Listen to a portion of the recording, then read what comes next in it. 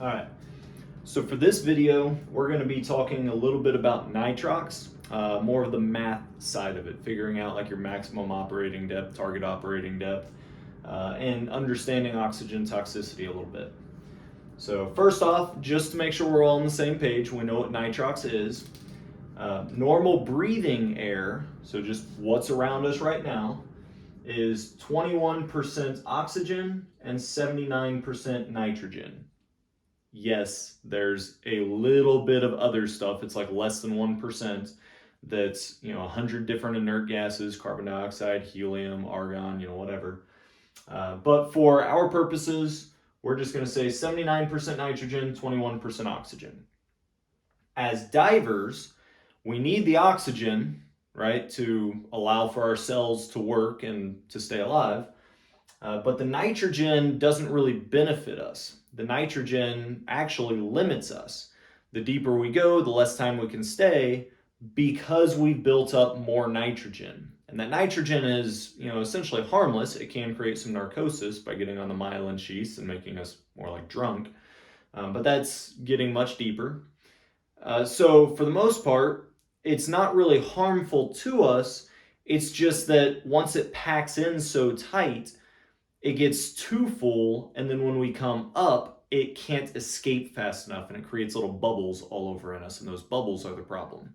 So it's not the chemical reaction of nitrogen, it's the bubbles expanding. So we've come up with limits, right? There's been a whole bunch of tests done by varying agencies, whether it's the Navy or NOAA or, Duke University, whatever. There's been studies done and they say, okay, you can stay for this long at this depth, and as long as you come up at a reasonable speed, 30 feet per minute, you'll be fine. Okay. If you stay longer than that, then there's a good chance that you've built up enough nitrogen that it's going to create problematic bubbles in you. So, well, that's pretty straightforward. Okay. I just don't dive too long. Obviously, that becomes a limit. I want to dive, I want to see this shipwreck, and according to the tables, here I have a table. It says that if I go to, 90 feet deep, I can only stay for 24 minutes.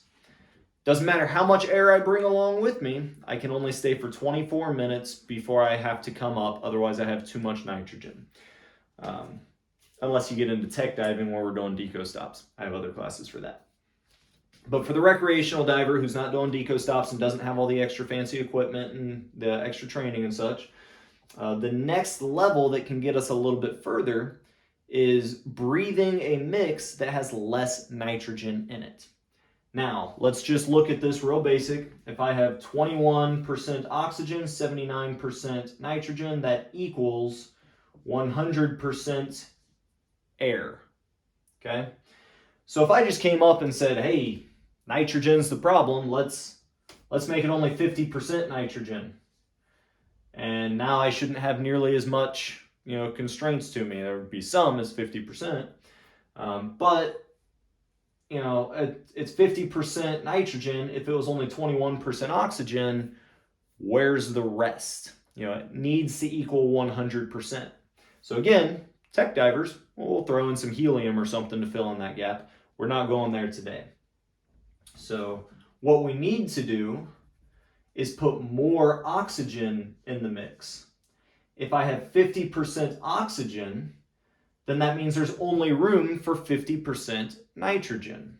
So this special mix can be made very easily using the two gases that are already present, oxygen and nitrogen. I'm just off balancing it a little bit. A little more oxygen means a little less nitrogen. If I have less nitrogen in the mix, then I can stay for longer before it becomes a problem. Perfect. All right. So we start running into a couple of different things here. So to have a good understanding of this, I want to refresh our memories on how pressure changes at depth. So let's go to a basic graph here. Here is sea level. Wee squiggly line because there's just a little bit of wave action. So all the way from outer space to the ocean, there's air. And air has weight. Doesn't weigh much, but it has weight. In fact, at sea level, it's about 14.7 pounds per square inch. So we call that 1 atmosphere. That 14.7 pounds is 1 atmosphere. You can see that right there. Now to get another 14.7 pounds, so to double the amount of pressure by adding on another 14.7 pounds of water, I only need to go 33 feet deep. So if I come, let's draw a line right across here. This is 33 feet, and that makes 2 atmospheres. 1 atmosphere of air and the same amount of pressure of water added to it. So I'm now at twice the amount of pressure. Now that's very linear. Every 33 feet of salt water gives me another 14.7 psi, so it keeps on adding to that pressure. So at 66 feet, I'm at 3 times the pressure. All right, I have 1 of air, 1 of water, and another of water. And I can continue all that all the way down here. I've got 99 feet. Gives me 4 times the amount of pressure, and I could go down to 132 feet and have 5 times the amount of pressure. Now, there's a lot of things that this does for us as scuba divers when it comes to buoyancy control or never holding your breath and stuff like that. Today we're going to focus on the concentration of molecules. All right, so if I take something, my cells, whether it's a muscle cell or whatever, and I say, hey, this muscle cell can hold 2 molecules of nitrogen. Boom. It holds 2 molecules of nitrogen, no problem. Well, if I come down to twice as much pressure, gas can be pressed into a tighter space. So if there's twice as much pressure, gas is half the size, I can fit twice as much of that gas. So in that same muscle cell, I can now fit 4 nitrogens. If I go down to 3 times the amount of pressure, I can fit 3 times the amount of nitrogen. So I have 6 nitrogen fit in there. And then down here at 4 times, I would have 8 nitrogen. And at 5 times, I would have 10 nitrogen. Whee! So you can see where I can fit more nitrogen in. Now that nitrogen does take time to get from whatever I breathed into my lungs all the way to whatever cell that is. Different cells have different amounts of time it takes to get to them. That gets into gradient factors and deco theory and stuff like that. But long story short, if I go deeper, I have less amount of time before I get to an unsafe level of nitrogen. Okay? Because I can fit so much more in, it takes less time for that to get in. All right, so this starts to make a little bit of sense for the nitrogen in our breathing mix. If I was 79% nitrogen, I can fit so much of it in. Well, what if I had less nitrogen? So to start with, every time I breathed in, I only had 1, up here at the surface. And I go to 2 times the pressure, and that gives me 2, and then 3 times the pressure, and that gives me 3, and 4 times the pressure, and that gives me 4. You can see where, it's half as much, right? So if it's half as much, it's going to take twice as long to, fill up that to the maximum number. So I can stay down at depth and see more fish and chase around more sea turtles and whatever I want to do for a longer period of time. Okay. This is what we're looking to do with the nitrogen. We're trying to decrease the partial pressure of nitrogen, or the percentage. We'll talk about partial pressure here in a second. We're going to decrease the amount of nitrogen so that it has less buildup in our bodies as we're going deeper. There's a trade-off though. Oxygen has its own problems. Now, oxygen, don't get me wrong, oxygen is great. It sustains life. It creates energy for the cells, for that cellular metabolism, cellular respiration. However, it does that by stripping electrons off of the oxygen. Our body does that whole electron transport chain to make ATP, to give us energy, combine it with stuff, make glucose. And we do that with oxygen through a catabolic reaction.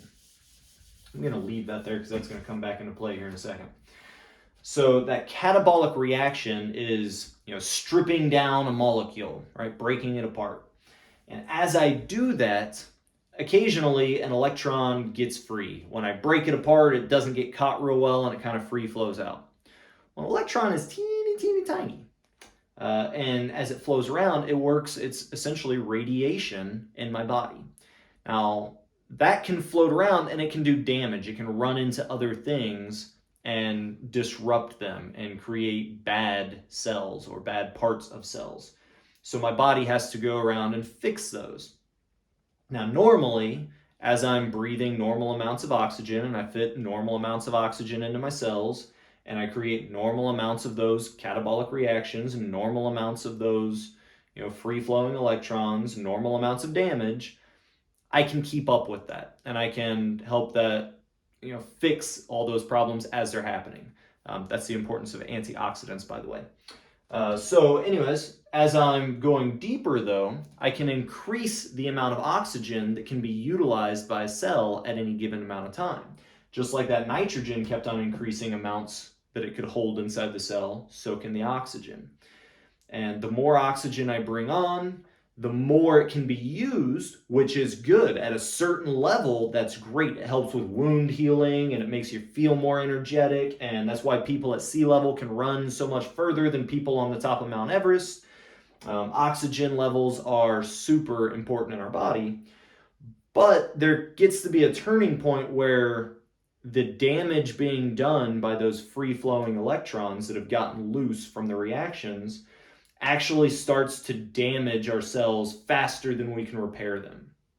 That becomes a problem. There's lots of different things that can be damaged, and we can talk about pulmonary issues or even just other little issues throughout the body. But the big one, and the one that's really concerning to us on a much more short-term thing as divers, is central nervous system. If I do enough damage to the neurons and such in my brain and spinal cord, I can start to have life-threatening issues. So some of the more mild things would be like ringing in the ears and some feeling of unwell or something like that. But the more concerning one, as divers who are underwater, is you could have a seizure.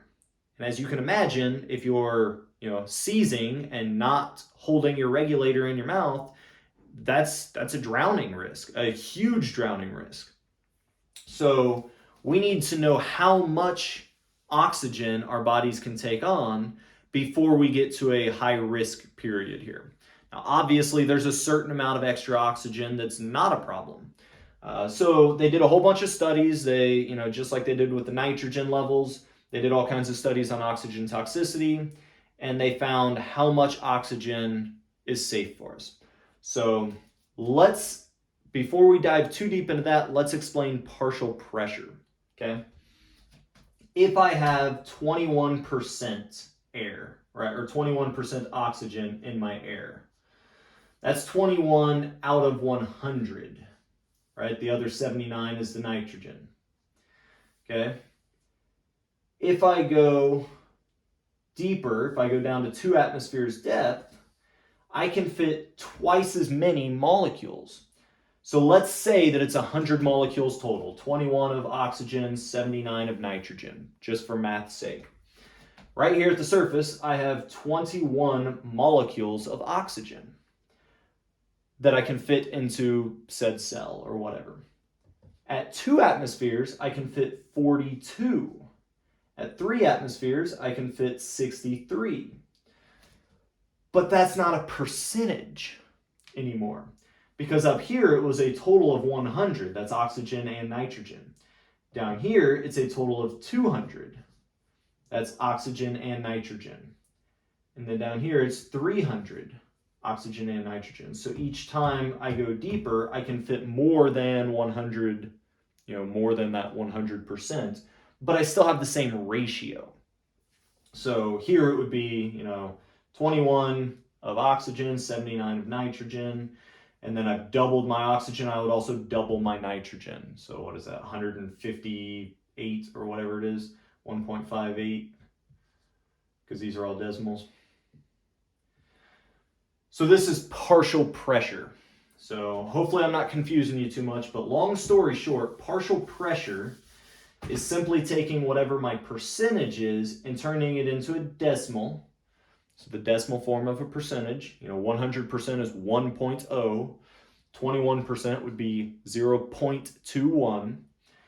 And then as I increase pressure, my partial pressure can go up. Even though my percentage stayed the same, percentage out of the total, my partial pressure went up.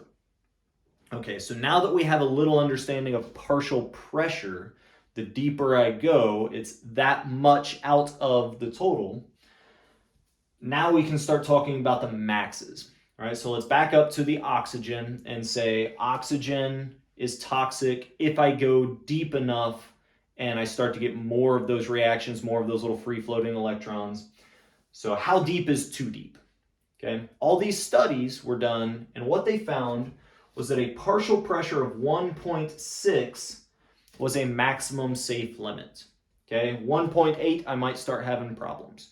And then obviously if I go up to, a partial pressure of 4 or something like that, I'd really be having problems. But this is a scatter plot. Some people could handle more than others, but we found that almost everybody was able to be perfectly safe all the way up to 1.6. I can't remember the exact numbers, but knowing statistics, it's like 99.9% are safe all the way up to 1.6. Now that being said, this is the maximum that we're okay with. So we like to say that 1.6 partial pressure is the maximum operating depth, or MOD, M-O-D. I don't want to take it any deeper than that. Statistically speaking, I should be fine if I go to that, but there's that, 0.1%. And I want a contingency plan. What if I get to my maximum depth and then I need to help somebody who's lost buoyancy control, or I accidentally went a little deeper than I meant to, or something like that? I don't want to get myself into an unsafe realm. So we also say that we have a 1.4 partial pressure of oxygen as a target operating depth. So TOD is target operating depth. This is what I want to plan my dive maximum to. And MOD is the maximum operating depth. This is the absolute most that would be considered safe. I don't want to plan on going to that, but I have that in the back of my head. Okay. So now I'm going to draw a little bit of a chart to help you with some of this math. Okay. Here's the way that I like to remember it. All right. So I'm going to split this into 3 sections. So I have one big section and 2 little sections. Okay. So that big section is what I'm going to call my dose. This is what oxygen partial pressure I'm achieving or willing to get to, or whatever. This is the dose, the partial pressure of oxygen that I can get to. Okay? And then down here, I have my percent oxygen, so O2%. Now this will also be in partial pressure, but just for the sake of remembering what goes where, we're going to keep this in mind more as the percent. So if I was on a 32% nitrox mix, that's 32% oxygen. Okay, and then over here, I've got my depth. Now there's a couple of ways to do this, but ultimately I need to think of this not in feet, but I need to think of this in pressure. Okay, so this is atmospheres. That, for me, is the easiest way to do it because it includes the air pressure above us. Atmospheres absolute includes air pressure, and I need that for this math to work. So depth in atmospheres absolute is what I like to do this in. There is a way to take my feet and multiply it by 33, add 33 because we're trying to add another atmosphere, and then do the math and then subtract off 33, and that's going to give me, the answer. I don't like to do it that way, but you can look that up on Google if you feel inclined to figure it out a different way. So ultimately, what this says is that if I have 2 numbers on this graph, I can figure out the third one. Okay? If I want to know one of these little numbers, one of the little sections of the circle, I take the big section and I divide it by the other little section to give me the remaining little section. And it doesn't matter which way that goes. I can take dose divided by depth to get my percentage that I need, or I can take my dose divided by my percentage to get my depth that I would be looking to go to. And vice versa is true. I can take my depth and my percentage and multiply them together to tell me what my dose ended up being. So to put this into play, I want to know how deep I can go on a certain mix. So I'm going to assign a target operating depth. Let's say I go and someone fills up my tank with a 32% mix. 32% is just a standard mix that they keep on hand, and I say, hey, I want nitrox, and they go, okay, here you go, we fill you up. I want to know how deep can I dive with that nitrox before that oxygen becomes a problem. It's a benefit to dive it because there's less nitrogen, so I can stay longer, and my computer will tell me how long, or I can figure up an equivalent air depth to tell me how long. But ultimately, I can stay longer, but I can't go as deep as I could with air. And I need to know what my limits are. Is 30 feet too deep? Or is 120 feet, my limit? Well, let's find out. So let's make another one of these here. And let's fill in the numbers that we know, all right? So if I have a mix that was given to me and it's 32%. So again, we're going to do this in partial pressure, even though we're remembering it as percent of oxygen. We're going to do it as partial pressure, 0.32 of oxygen. And I know that for my target operating depth, I don't want to exceed a 1.4 partial pressure of oxygen. So I have 1.4 up here as my maximum dose that I'm okay with. For all of you nurses and paramedics and stuff, doses makes a lot of sense in my head. Maybe it will for you guys as well. So I'm okay with going as high as a 1.4 partial pressure of oxygen. I currently have a 0.32 partial pressure of oxygen. So how many times can I increase that level of oxygen? How much pressure can I increase it by before I get to that max? Now, we can kind of look at this, just maybe this will make a little bit of sense. If I just put this on the graph and I said, okay, I started out with 32 or 0.32. I'm going to leave out the points for this. And then I doubled it, so that's 64. And then I tripled the 32, so that was 96. And then I quadrupled the 32, so each time I'm just adding another 32 onto it. So that's 128. We're getting close, but we're not there yet. And then if I did another 32 on top of that, we've got 50, so 160. Right? 160 or 1.6, 1.28, 0.96, 0.64, 0.32. This would be my partial pressure of oxygen. Starting to look a little familiar. I come down and I go, 1.4, which is what I'm okay with going to, leaving a little bit of safety margin. 1.4 is deeper than 99 feet, but it's not as deep as 132 feet. So it lies somewhere in this zone. So we can kind of wrap our heads around what we're doing here. When I take 1.4 and I divide it by 0.32, I'm saying how many of these depths could fit into my max. Okay, so take my calculator here because I'm lazy and like to keep the math simple. 1.4 divided by 0.32, because take a big area, divide it by a little area, gives me the other little area. So it equals, it's 4.375. So we're just going to say 4.4. So that's 4.4 atmospheres absolute. Okay, now that is technically the correct answer, but that's not going to make much sense for us on the dive. I strap that tank on and someone says, all right, how deep are you able to go? And I go, yeah, 4.4 atmospheres absolute. And they go, what? So I need to convert this to something useful to me. So the first thing we've got to do, remember that air counts as one of these atmospheres. When I'm going down in the water and I'm looking at my gauge, it's not telling me the air pressure as well. It's only telling me the water pressure. So the first thing I need to do is just get rid of one of those atmospheres. So that 4.4 atmospheres becomes 3.4 atmospheres. I just minused off my atmosphere of air. Then the other thing I got to do is convert that to feet by simply taking however many feet are in an atmosphere and multiplying it by that. So every one of these blocks was 33 feet. So if I went down 3.4 blocks, that's 3.4 times 33. So let's throw that into the calculator again real quick. No problems there.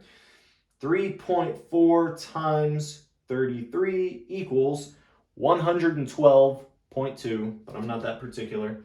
That's 112 feet of seawater that I can safely go down to using 32% nitrox mix. And again, that gives me a little bit of contingency. You know, I could safely go down to 1.6, which is actually like 132 feet. I could get there with it, but I'm really pushing that ticket. You know, I'd rather stay at 1.4 partial pressure, know that I'm safe. I've increased my bottom time by a good bit, but I've maintained safety. There's nothing down there worth looking at. Here's recreational divers. We want to have a good time. We're not looking to get hurt to see a fish. So having that little bit of a safety buffer, keeping it at 1.4 makes a lot of sense. So hopefully that makes sense. I can take, 1.4 divided by my percentage, whatever. And that tells me my depth. Let's do one more very common math problem that we're going to use using the same chart. Is, let's say I know how deep the dive is and I know what my safe parameters are. So I want to choose what mix to get, because a lot of these places you can go to and you can say, hey, I want a 38% mix, or I want a 34% mix, or whatever, and they'll blend it right there on the spot and they'll give you the best mix for you. So again, I need two of the numbers, right? So I know that my target operating depth is 1.4, and this is, again, the studies showed this is just a number you got to memorize. 1.4 is my kind of target operating depth. 1.6 is my maximum. So we're going to do it based on 1.4. And now I need one other number here, okay? So how about depth so that I can figure out my best mix? Well, let's say I'm going to this offshore ledge to look for megalodon teeth. This is, one I did not too terribly long ago. And we wanted to figure out our best mix. Well, we know the depth. The offshore ledge is pretty much solidly 95 feet deep the whole way across. And we want as much time as possible. So we want the highest amount of oxygen, meaning the lowest amount of nitrogen in our mix that's safe to breathe at 95 feet. So I could put 95 feet here as a placeholder, but remember this needs to be in quantities of pressure. So atmosphere is absolute.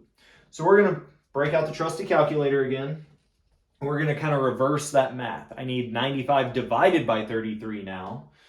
So 95 divided by 33 equals, that's 2.9 if I round it. So let's get rid of that. So I've got that 2.9. That was 95 divided by 33 equals. Now that's of water. 95 feet of water is 2.9 atmospheres of water pressure.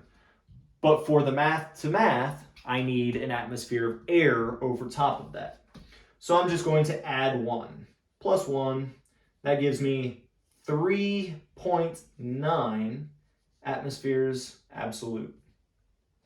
Okay, so now I have two numbers. It's a simple matter of knowing what to do with them. So I know that I'm okay with 1.4 partial pressure as a maximum amount for a normal dive. And I know that I'm going to 3.9 atmospheres. So I've got a big area and I've got a little area. How do we find the other little area? I'm simply going to divide the big area by the little area. Now pay attention.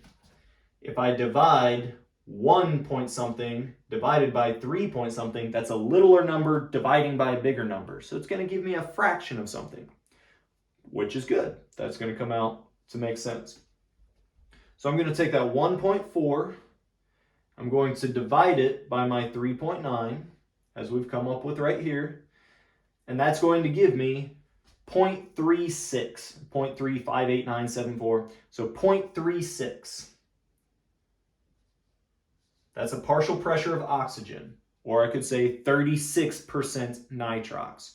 If I wanted to go 95 feet deep, the most oxygen I could have in my mix to be in that safe target operating depth is 36%. All right, perfect. We can do this for every depth, and we call this the optimal mix or best mix. So someone might say to you, like if you're going on this dive and, hey, I want to go to the shipwreck that's 90 feet deep, what's the best mix for that? This is the math that we would do. Taking that 1.4, dividing by whatever that depth was in atmospheres, and it's going to tell me what the percentage of oxygen I can have and safely have a good time there. So hopefully that makes sense. Feel free, I've got a cheat sheet right here. See if that focuses on it. Feel free to screenshot that. I've made this up for students, but it's going to kind of explain what this circle here is, and it's also got some of the conversions for your atmospheres to feet, that kind of depth thing. The other thing you're going to notice on it is a oxygen toxicity exposure thing. So we've got a certain amount of room that we can go to, like 1.6 partial pressure of oxygen and be okay. But even then, there's a time limit. After a certain amount of time, there's enough of that damage from those free-floating electrons that it starts to build up. Okay, so we have an exposure sheet here. And again, dive computers do a lot of this for you. They're going to tell you your equivalent air depth, or they're actually just going to tell you your no decompression limit because it's already done the math. And they're also going to make sure you get out of the water before you hit your oxygen exposure. But what this is saying is that if I went deep enough that I increased my partial pressure of oxygen all the way up to 1.6, I could only stay there for 45 minutes on a single dive. Any longer than that, and I'm starting to create more damage than I can repair. Okay? If I only go to that 1.4, remember, we like that extra little bit of contingency in there. We like that buffer. So if I only went to a partial pressure of 1.4, I can actually stay for 150 minutes. A 2.5 hour dive, that's nothing to scoff at. So you can see where the oxygen clock at this level doesn't really affect us that much as long as we're kind of planning our dives with a maximum of 1.4. And that's even knowing that most of our dive profiles don't go straight to that maximum partial pressure and stay there. It might be that I went to a depth of 100 feet for a few minutes, but I spent a lot of time at 70 feet, a lot of time at 90 feet, a lot of times at a little bit less of that partial pressure. But there you have, this is the maximum single depth exposures, and then over here, over the course of an entire day, so let's say I did an exposure, I did one dive and I stayed for kind of a maximum amount of time for one dive, and then I get out of the water for a little while, and then I hop back in, I could max out again kind of deal. But at the end of the day, in a 24-hour period, there's still a certain amount that I should max out at. So that's this column over here.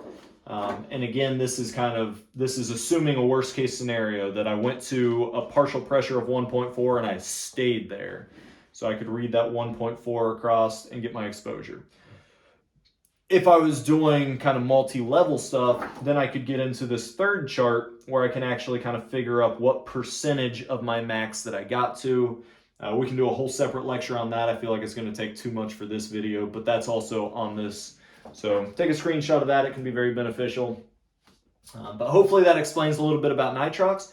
Huge benefit, lets us stay a lot longer. We just need to understand that the oxygen starts to have its own little nuances as far as how much depth we can get to and how long we can stay at those depths. At the recreational level, we shouldn't be worried about the oxygen clock too much. It should be in the back of our minds. but we shouldn't have to focus on it a lot. But if you understand that and then later on want to get into more technical aspect of diving, where we're doing like decompression gases and stuff that are much higher partial pressures for much longer periods of time, then that oxygen clock is going to resurface and be something you're going to learn a lot more about. So if you have any questions on this, feel free to ask. I'm only a text message or phone call away, and hope this helps. Have a great day.